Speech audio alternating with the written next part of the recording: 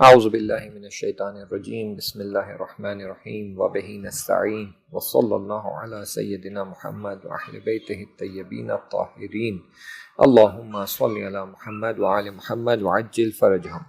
یہ 13th chapter ہے اس کتاب کا، 3 منٹ قیامت کے۔ یہ جناب کہتے ہیں کہ اکثر لوگ جب یہ مسئلہ آتا ہے کہ لوگوں کی مشکلات کو حل کریں تو اس کو بہت سادہ اور بہت ہلکا لیتے ہیں، بہت لائٹلی لیتے ہیں، جو یہ سوچتے ہیں کہ خوب وہ اس کی مشکل ہے، وہ خود حل کرے گا، میں اس میں کیا کر سکتا ہوں۔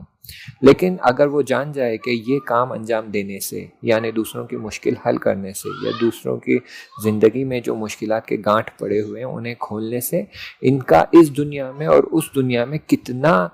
ثواب ملتا ہے اور کتنا اثر ہوتا ہے اور کتنی ترقی کر پاتے ہیں، تو پھر یہ کبھی بھی اس کام سے پرہیز نہیں کریں گے اور پیچھے نہیں ہٹیں گے۔ حتیٰ چھوٹے سے چھوٹے کام کا بھی آپ کو ثواب ملتا ہے جس میں آپ دوسروں کی مدد کرتے ہیں۔ یہ کہتے ہیں کہ حتیٰ میں نے جو بہت ہی چھوٹا کام کیا، جیسے کسی نے آ کر مجھ سے ایڈریس پوچھا اور میں نے اس ایڈریس کو بالکل صحیح طریقے سے اور صحیح انداز سے بتایا تاکہ یہ شخص اس ایڈریس پہ بہت آسانی سے پہنچ جائے، اور وہ جاتے جاتے میرے لیے دعا کر کے گیا، میں نے اس دعا کا بھی اثر میرے نام اعمال میں دیکھا، اور دیکھا کہ کس طرح یہ چھوٹی سی دعا بھی میرے لیے بہت بڑی اور بہت نعمت والی اور برکت والی واقع ہوئی ہے اس جہان میں۔ جبکہ اگر میں نے کسی کی مشکل دور کرنے کے لیے کوئی کام خالصانہ اور صرف خدا کی رضایت کے لیے انجام دیا تو اس کا اثر میں نے اپنی زندگی میں بھی دیکھا ہے اور آخرت میں بھی دیکھا ہے۔ ایسا نہیں کہ صرف اس کا اثر آخرت میں دکھائی دیتا ہے، بلکہ اس کا اثر بہت بڑے انداز سے زندگی میں بھی دکھائی دیتا ہے۔ کئی بار ایسا ہوتا ہے کہ ہماری زندگی میں کچھ حوادث پیش آتے ہیں، کچھ مشکلات پیش آتے ہیں، کچھ ایکسیڈنٹ ہو جاتا ہے، کچھ نقصان ہو جاتا ہے، تو ہم کہتے ہیں کہ خدا کا شکر بس اتنا ہی ہوا، پاسبل تھا اس سے بدتر ہو، پاسبل تھا اس سے اور برا ہو، پاسبل تھا اور ہماری حالت زیادہ خراب ہو یا اور بڑا نقصان ہو، لیکن خدا کا شکر کہ یہ ایسا نہیں ہوا۔ تو وہ کہتے ہیں کہ یہ اس لیے ہوتا ہے کیونکہ جن لوگوں کی آپ نے مدد کی ہے، جن کی مشکلات کو دور کیا ہے، یہ لوگ ہیں جن کی دعاؤں کا اثر ہوتا ہے، اور ہماری زندگی میں جو مشکلات آنے والے ہوتے ہیں یا جو بڑے نقصان ہونے والے ہوتے ہیں وہ ٹل جاتے ہیں، اور بس چھوٹے سے نقصان کے بعد وہ رک جاتے ہیں۔ اور یہ سب اسی کا نتیجہ اور اثر ہے کہ ہم دوسروں کی مشکلات کو دور کرتے ہیں اور ان کے مشکل وقت کام آتے ہیں۔ وہ کہتے ہیں کہ جب میں آفس جاتا تھا تو میرا گزر ایک ہائی وے سے ہوتا تھا، ایک ہائی وے جیسا راستہ بیچ میں پڑتا تھا جس سے مجھے گزرنا پڑتا تھا، اور جب بھی میں دیکھتا تھا کہ راستے میں کوئی رکا ہوا ہے، کسی کا انتظار کر رہا ہے یا اسے کوئی گاڑی نہیں مل رہی ہے، تو میں اسے لفٹ دے دیتا تھا اور اسے اس کے مقام تک پہنچا دیتا تھا جو میرے راستے میں پڑتا تھا۔ ایسے ہی ایک دن میں جا رہا تھا اور میں نے دیکھا کہ بہت تیز کی بارش آ رہی ہے، اور جو ہے وہاں پر ایک بڑھیا کھڑی ہوئی ہے اور اس کے ہاتھ میں ایک تھیلا ہے جس میں بہت سارا سامان ہے۔ تو میں وہاں رک گیا اور میں نے اسے اپنی کار میں سوار کر لیا۔ اس کے تھیلے کو بہت ساری مٹی اور کیچڑ لگ گیا تھا۔ اس نے وہ تھیلا اٹھا کر میری سیٹ پر رکھ دیا۔ اگرچہ میں نے دیکھا کہ میری سیٹ پوری خراب ہو چکی ہے، کیچڑ سے لت پت ہو چکی ہے، میں نے کچھ نہیں کہا اور میں اس بڑھیا عورت کو اس کے مقام تک پہنچانے کے لیے راہ چل پڑا۔ تمام راستہ یہ بڑھیا عورت سلوات بھیجتی رہی اور میرے اموات کو یعنی میرے مرحومین کو سلوات کا ثواب دیتی رہی اور میرے مرحومین کے لیے دعا کرتی رہی۔ پھر جب میں نے ایسے اس کے مقام پر پہنچا دیا تو یہ گاڑی سے اتر کر مجھ سے کہنے لگی کہ بتاؤ جو بھی کرایہ ہوا ہے میں تمہیں دے دوں گی۔ تو میں نے ان سے کہا کہ جو کرایہ آپ مجھے دینا چاہتی تھی اس کے بدلے آپ میرے مرحومین کے لیے سلوات پڑھیے اور اس کا ثواب انہیں بھیج دیجیے۔ اور جب میں اس طرف آیا دنیا کے اور اس مقام پہ جہاں پر میرا حساب کتاب ہو رہا تھا، وہاں میں نے دیکھا کہ ان سلوات کا اور ان دعاؤں کا جو انہوں نے میرے مرحومین کے لیے کیا تھا اس کا کتنا اثر ہوا ہے۔ یہاں تک کہ میرے مرحومین میرے پاس آئے اور کہا کہ تم نے یہ جو عمل انجام دیا ہے خدا کے لیے خالصانہ، اور اس بڑھیا عورت نے ہمارے لیے جو دعائیں کی ہیں اور اس کے جتنے سلوات بھیجے اور ان کا ثواب ہمیں دیا ہے، اس کا ہمارے لیے بہت فائدہ ہوا ہے۔ ہماری کتنی بڑی بڑی مشکلیں اور ہمارے کتنے بڑے بڑے عذاب یہاں کے ٹل گئے ہیں، اور میرا بہت بہت شکریہ ادا کر کے چلے گئے۔ آپ کو یہ بتاتا چلوں کہ اس دنیا میں سلوات کا جو اثر ہے وہ اتنا زیادہ ہے کہ ہم سمجھ ہی نہیں پا سکتے۔ ہم جب تک اس دنیا میں ہوتے ہیں جو ہماری معمولی دنیا ہوتی ہے، ہمیں لگتا ہے ہاں سلوات ہے، اس کا کیا اثر ہوگا، لیکن آپ اس کے برکات اور خیرات اور اس کا اثر جب تک آپ اس دنیا میں یعنی اس دنیا سے نکل کر یہ ملکوتی دنیا میں نہیں آئیں گے نہیں سمجھ پائیں گے۔ صلوات ایک ایسی دعا ہے جس کا اثر بے تحاشا اور بے نہایت اثردار ہے اور بہت ہی مفید اور کارآمد ہے، یعنی بہت کام آنے والی چیز ہے ہمارے لیے اس دنیا میں۔ تو میں آپ سے گزارش کروں گا کہ آپ لوگ جو یہ آڈیو سن رہے ہیں اپنی زندگی میں جتنا ہو سکے صلوات پڑھتے رہیں، جب بھی موقع ملتا ہے، جب بھی یاد آ جاتا ہے صلوات پڑھے اپنے لیے اور اپنے مرحومین کے لیے، کہ اس سے آپ کا اور ان کا دونوں کا فائدہ ہے۔ پھر یہ جناب کہتے ہیں کہ مجھے پیغمبر صلی اللہ علیہ وآلہ وسلم کی وہ حدیث یاد آ گئی جس میں وہ کہتے ہیں کہ اگر کسی مومن کی مشکل کو دور کرتے ہو یا اس کی مدد کرتے ہو مشکل وقت میں، تو اس کا 70 حج کے برابر ثواب ہے، اور شاید اس سے بھی زیادہ۔ اور اس کے اثرات میں نے صرف اپنی زندگی میں ہی نہیں بلکہ آخرت میں بھی دیکھے ہیں، بلکہ یوں کہوں کہ زیادہ اثر میں نے اسی دنیا میں دیکھا ہے۔ یہاں تو اس کا ثواب ہے ہی، لیکن میں نے اس دنیا میں بھی اس کا بہت زیادہ اثر دیکھا، یعنی یہ کہ دنیا میں جب انسان خود کو دوسروں کی مشکل حل کرنے کے لیے تھوڑا بہت سختی میں ڈالتا ہے، تھوڑے مشکلات سے گزرتا ہے تاکہ دوسروں کی مشکلات حل ہو جائے، تو اس کا اثر خود اس دنیا میں دکھنے کو ملتا ہے۔ مجھے یاد ہے کہ میں اپنے اسکولنگ کے لاسٹ ایئرز میں تھا، یعنی 10th میں تھا یا 11th اور 12th میں تھا، تب میں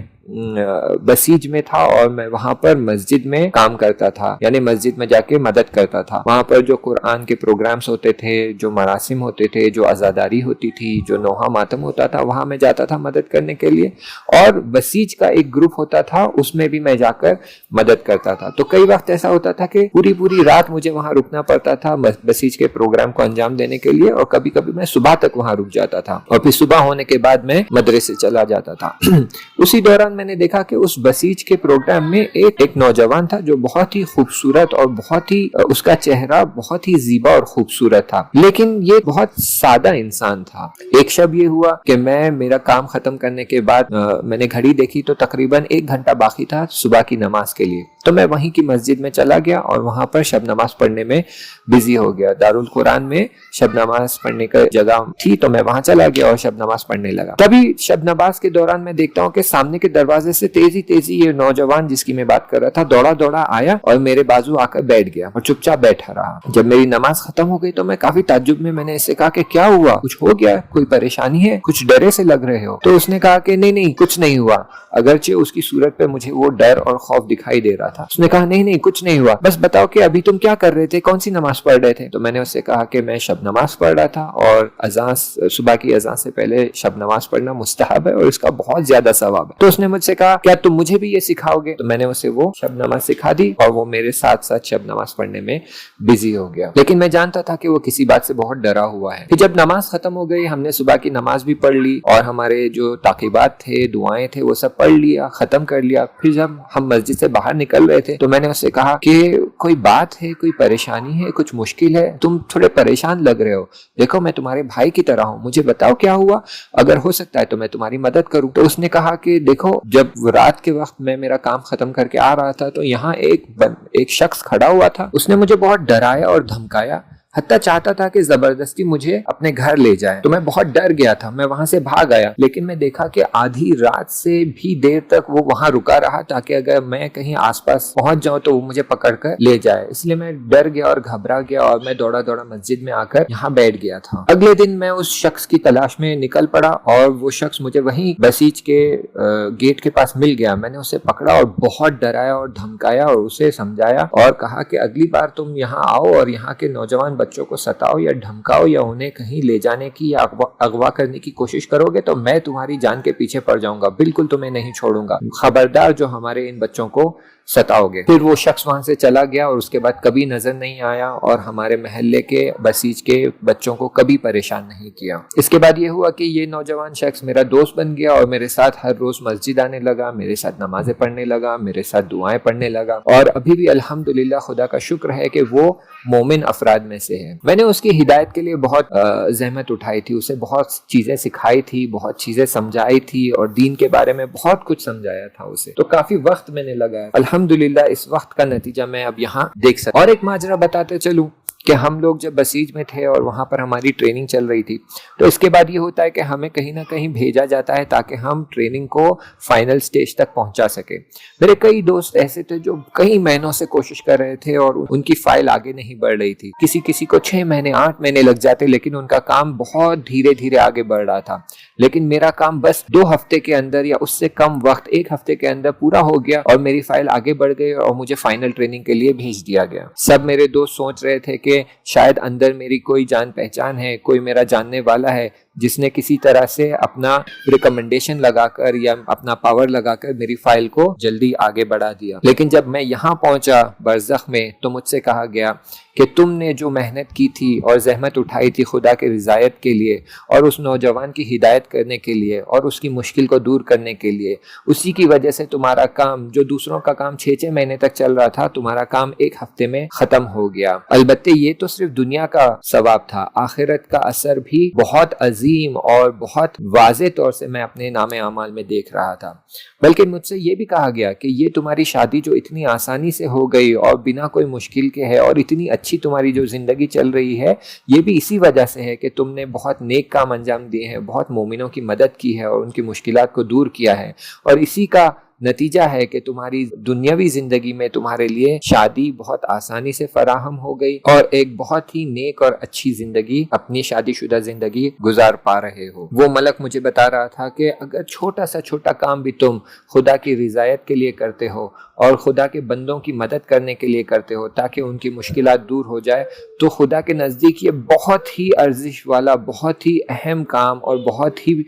ثواب والا کام ہے. کہ بعد میں جب انسان کو پتہ چلے گا کہ کتنی اپرچونٹیز اس نے مس کی ہیں, کتنے اس کے لیے موقع فراہم ہوئے تھے کہ وہ لوگوں کی مدد کر سکتا تھا لیکن اس نے کوتاہی کی یا انجام نہیں دیا, تو پھر اس دن وہ بہت حسرت کرے گا کہ اے کاش وہ سارے موقع میں فراہم جو ہوئے تھے ان کا فائدہ اٹھا پاتا اور مومنوں کی مدد کر پاتا, تاکہ اس کا اثر میری اس زندگی میں بھی ہو پاتا اور اس کا ثواب میرے آخرت میں بھی کام آتا. انشاءاللہ آگے کا مطلب اگلے چیپٹر میں بیان کیا جائے گا. تب تک کے لیے التماس دعا. خدا حافظ.